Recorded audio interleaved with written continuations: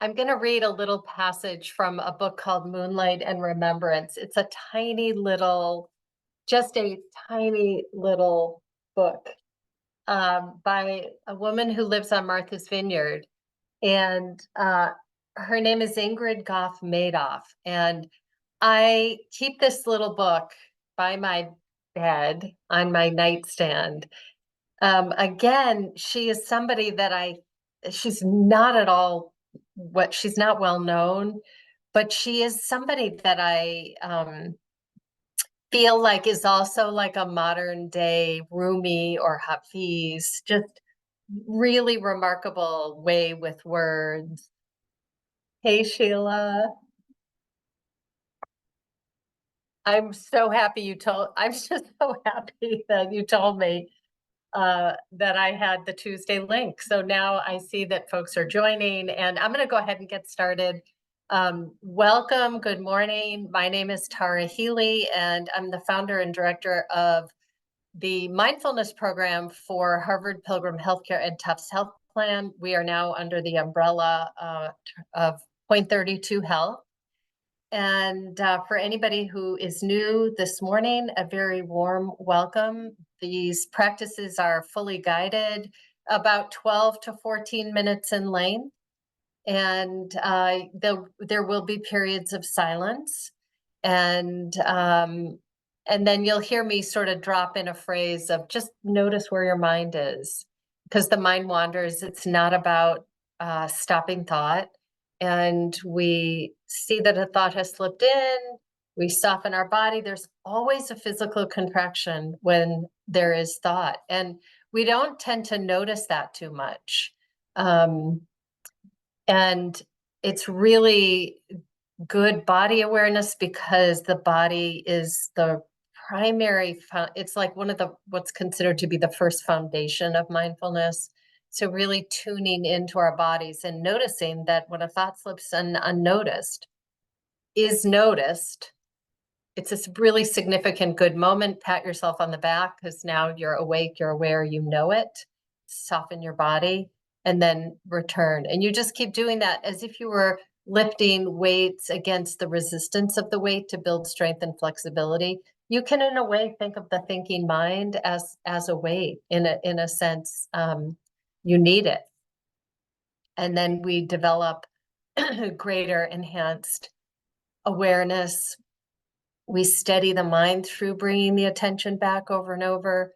And that enables mindfulness to just work better, does its job better on a steady platform. This capacity to see with clarity how things actually are, not how we think they should be, but how they actually are.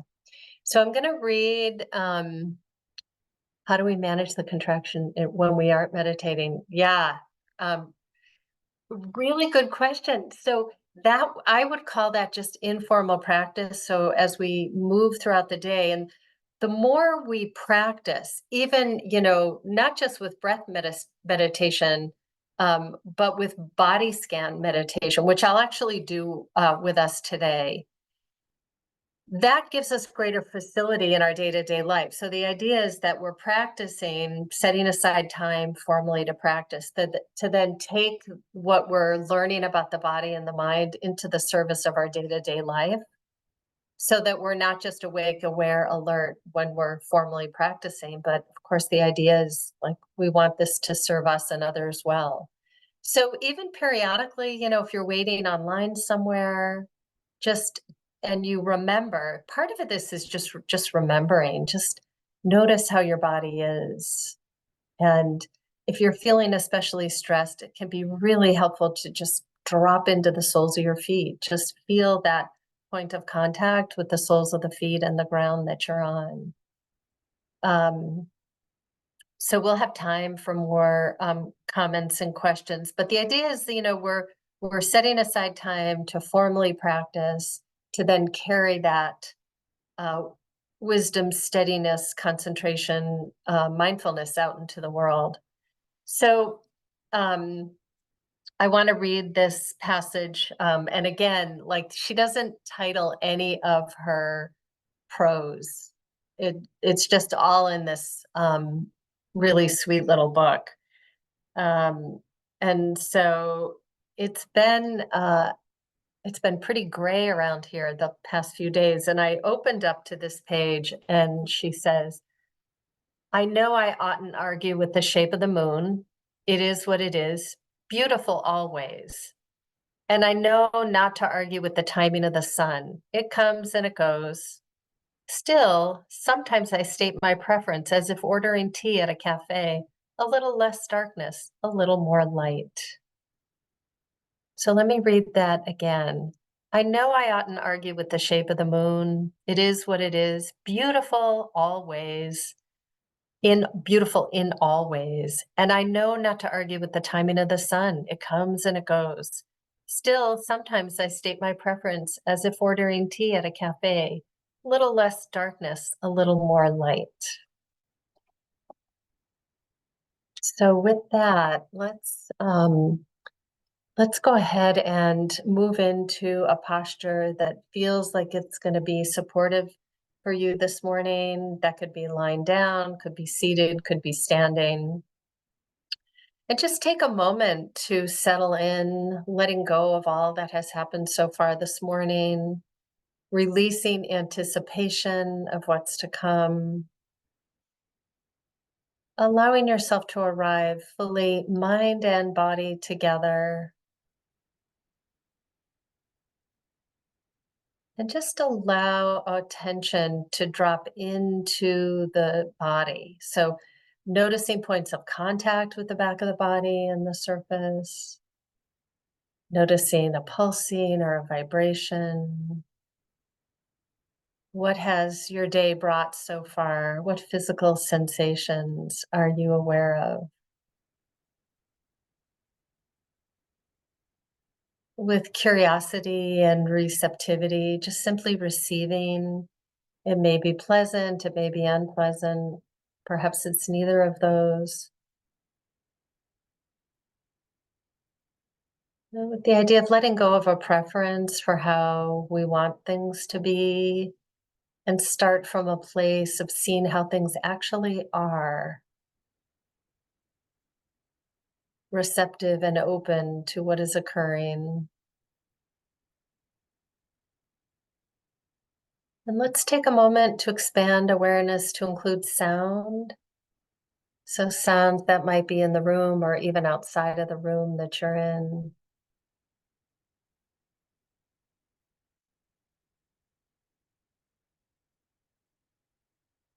And just making a soft mental note, hearing,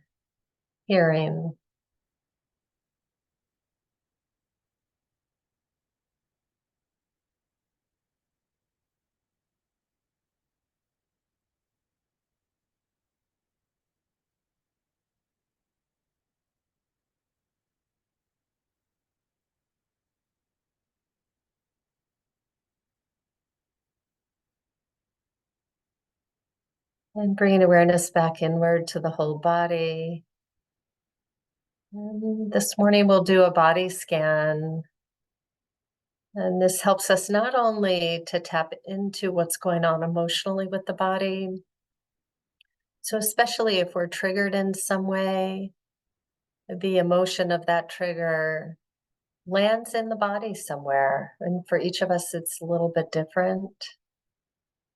But using that as a signal to align with our values, to be more responsive, less reactive. So the more that we can gain some agency with our bodies, the holder of our emotional life, the greater ability to align with how we want to be on a day-to-day basis, what's important to us. So let's bring awareness to the feet. So let all of your attention go to your feet, the soles of the feet, the toes, the top of the feet, along the side, the heels, and just receiving whatever sensations are occurring, or aware of lack of sensation. So holding both the left and the right together, full awareness on the feet, isolating this part of your body.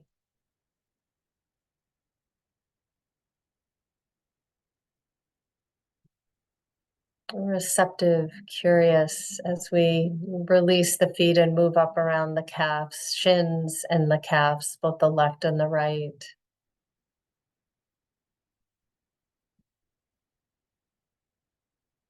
Letting your awareness land in this part of your body.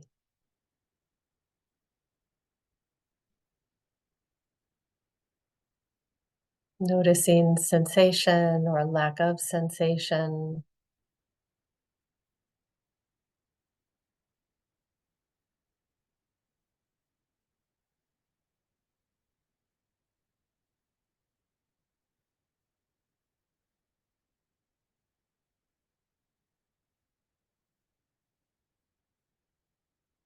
And moving up now to the knees.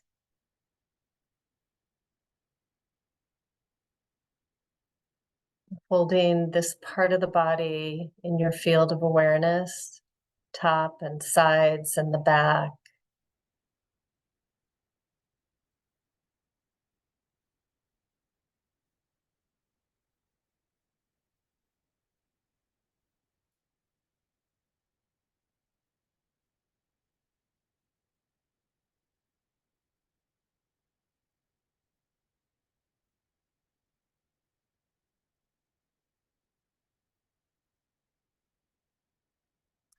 Moving awareness to the thighs, so the back of the thighs, the top of the thighs.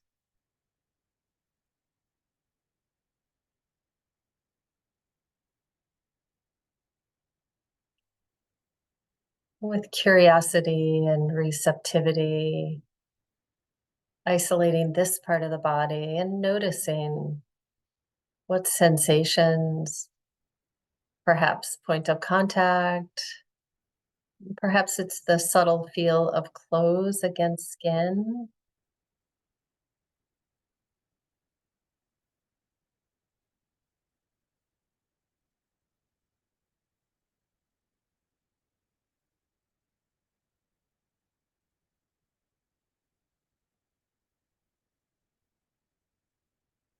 And moving awareness now up to the hips.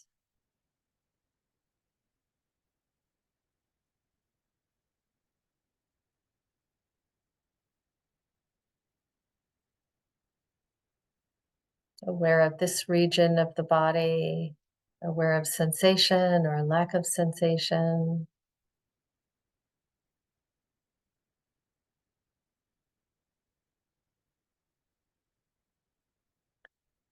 And bringing awareness to the torso, so the front of the body and the back of the body internally. Noticing clothes against skin, noticing sensations, perhaps of breath.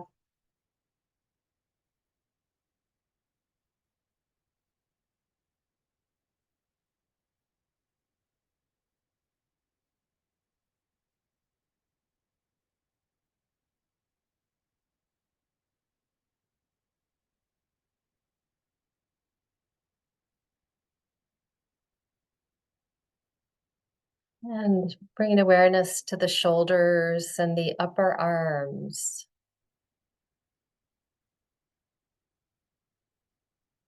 And again, isolating this part of the body, noticing sensation or lack of sensation, perhaps clothes against the skin.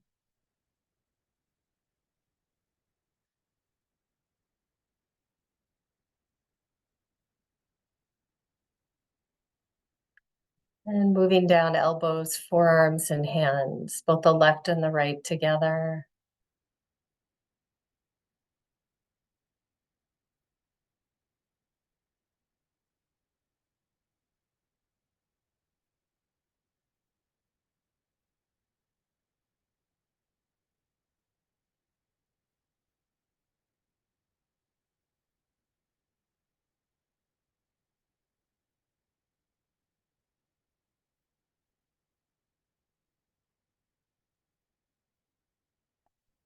And releasing and bringing awareness up around the neck, the front and the sides and the back.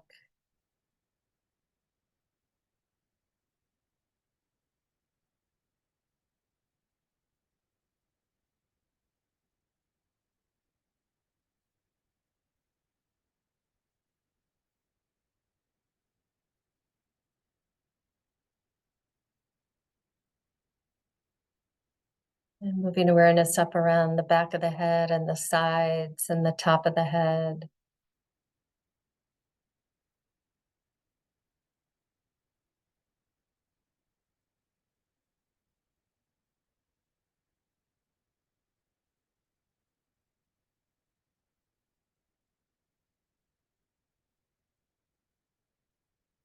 And finally coming around to the face.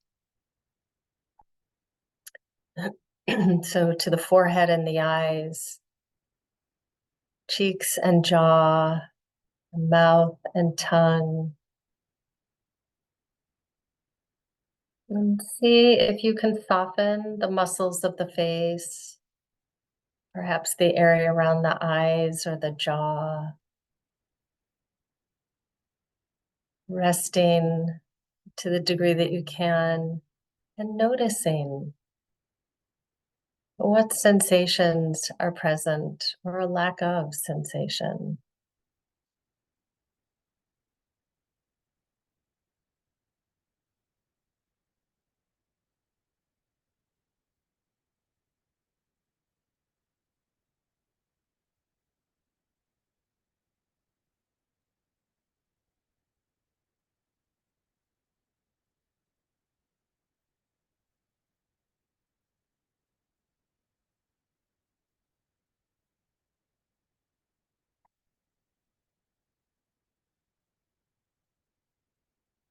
And releasing and bringing awareness now to whole body. So, whole body awareness, clothes touching skin, back of the body on the surface that you're on.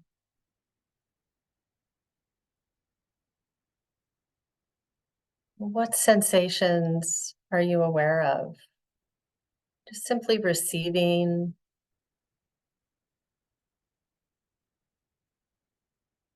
We don't have to make anything special happen.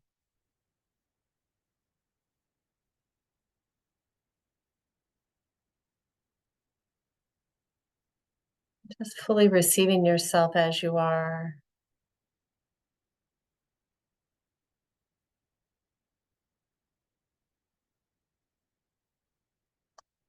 Perhaps aware of the breath, just the natural rhythm of the breath. Nothing you need to do. The body knows how to breathe. And again, just trusting the wisdom of the body.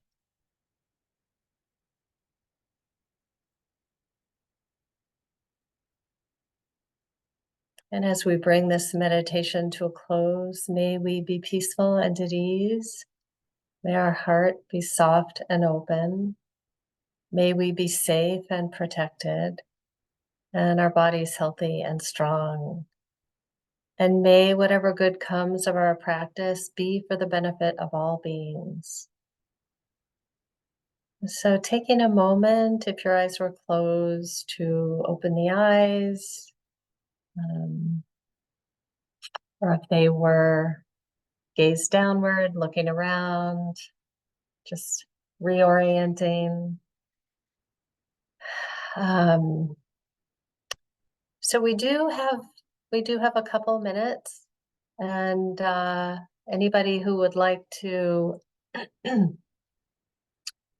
offer anything you've come across lately that you have read or listened to that you want to share. Um, if you have a question related to your practice that you want to ask, you can go ahead and put that in the chat. Or even just, a comment about how practice was for you this morning. I can't emphasize body scan enough. I think it's such a, and no, that's you're cultivating mindfulness. Um, through this practice and learning flexibility of attention. So as you move through different regions of the body, you're again, kind of gaining some ability or facility with how you move your attention. Yeah, talking through the body. It's and on our Mind the Moment SoundCloud page, we have all of these practices. So I'm guiding a 10-minute body scan, I think a 5-minute, a 10, and a 20. So triggers causing muscle, any special tips and to release the muscle tension. So really, Sheila, so it can happen in a split second, right? Like I was driving over the weekend, last weekend, and there was somebody really tailgating me and then passed me. And it's like you can feel like an immediate contraction. I could feel an immediate contraction in the body. And the more we practice working with the body, the more you see that contraction, because oftentimes it just is lost on us. And I think culturally, there's a tendency in general to live from the neck up. And so as we start to work with the body, and we see that there's a tightness, at the moment that you see it, you can do something about it. So you can just simply soften. And I always add, just to the degree that you can. The fact that the fact that the contraction is not lost on you, because often, at different times during the day, we're contracted, but we don't even see it. The minute you see it, you can just go, soften, just release. So I hope that helps. And it's not more complicated, actually. Um, and I think that the body likes attention, likes awareness. And so just the knowing, even breathing, taking a deep inhalation through the nose, making the exhalation a little bit longer, and that also helps stimulate the parasympathetic nervous system. Um, yeah, to go deep breaths. Yeah. And you don't have to, do the deep breath. It's just the noticing, contracted, soften, just soften the body. Anybody else, anything that you've come across that has been useful or helpful in your practice? 10% Happier app and podcast, those are always really good and secular in nature, mostly secular. I think Dan sometimes brings in some Buddhist oriented teachers, but for the most part, it's secular. And I always emphasize this practice is available and accessible to anybody. It's not as if any one tradition has the market cornered on mindfulness and meditation. And these kinds of contemplative practices have, been with us for a few thousand years.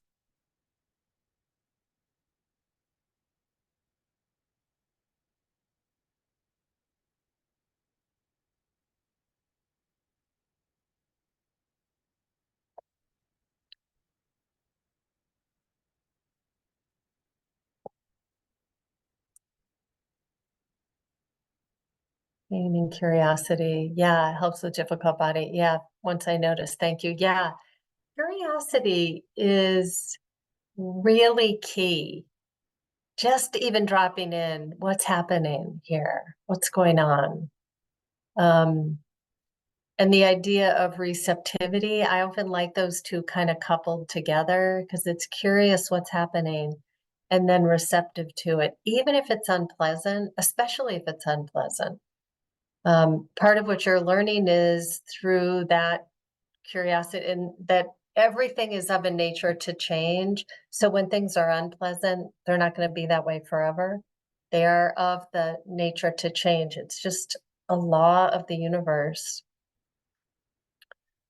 Exploring emotions deeply whenever they come up, whether joy or sadness, has really helped me know my mind body connection. Rather, yes, Yeah, Sean, thank you. Um, I so wish from a really young age we were taught about the wisdom of our bodies. It's kind of amazing that for most of us, we weren't given that kind of instruction, that there is so much wisdom in the body, and tapping into that to really help guide us and to be more responsive to life, and to know that the body is the container for all of our emotions. And I think, to highlight those emotions that are good, joy and elation, and because sometimes there can be a subtle holding, like not wanting that to change. But when we see that all of these things are of a changing nature, we actually have more fulfillment in them. Um, so all of these states are temporary. All of these states are always in flux. So when things are difficult, that's nice because we know it's not going to always be that way. And when they're great and joyful, we can actually really take greater pleasure in that because of its changing nature rather than grasping or holding tightly, which creates another kind of contraction. So we're at exactly 9 o'clock. So I just want to thank everybody for joining this morning and setting me straight with it that it was Thursday's link that I needed. I went to Zoom pretty quickly and opened on Tuesday. So sorry for any confusion. And I just wish everybody a great weekend and many, many moments of mindfulness and also don't forget about our Mind the Moment SoundCloud page, because all of the practices are available to you there. So, all right, everybody. Thanks again for joining.